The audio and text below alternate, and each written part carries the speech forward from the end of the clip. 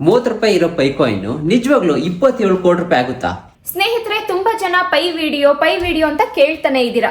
ಅದರಲ್ಲೂ ತುಂಬಾ ಜನ ಪೈ ಕಾಯಿನ್ 3 ಕೋಟಿ ಹೋಗುತ್ತೆ, 2 ಕೋಟಿ ಹೋಗುತ್ತೆ ಅಂತ ಇಮ್ಯಾಜಿನರಿ ವರ್ಲ್ಡ್ ಅಲ್ಲಿ ತೇಲ್ತಾ ಇದ್ದಾರೆ. ಮತ್ತೆ ಕೆಲವು ವೆಬ್ಸೈಟ್ ಗಳೆಲ್ಲಾನು ಕೂಡ 27 ಕೋಟಿ ಹೋಗುತ್ತೆ ಅಂತೆಲ್ಲ ತೋರಿಸ್ತಾ ಇದ್ದಾರೆ.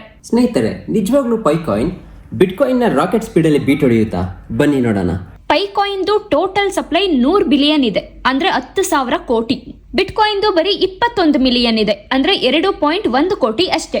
ಸೊ ಈಗ ಒಂದು ಪೈ ಕಾಯಿನ್ 27 ಕೋಟಿ ಆಗ್ಬೇಕು ಅಂದ್ರೆ ಅದರ ಮಾರ್ಕೆಟ್ ಕ್ಯಾಪ್ ಬಿಲಿಯನ್ ಅಲ್ಲ, ಟ್ರಿಲಿಯನ್ ಅಲ್ಲ, 30 ಕ್ವಾಡ್ರಿಲಿಯನ್ ಟ್ರಿಲಿಯನ್ ಡಾಲರ್ಸ್ ಆಗ್ಬೇಕು.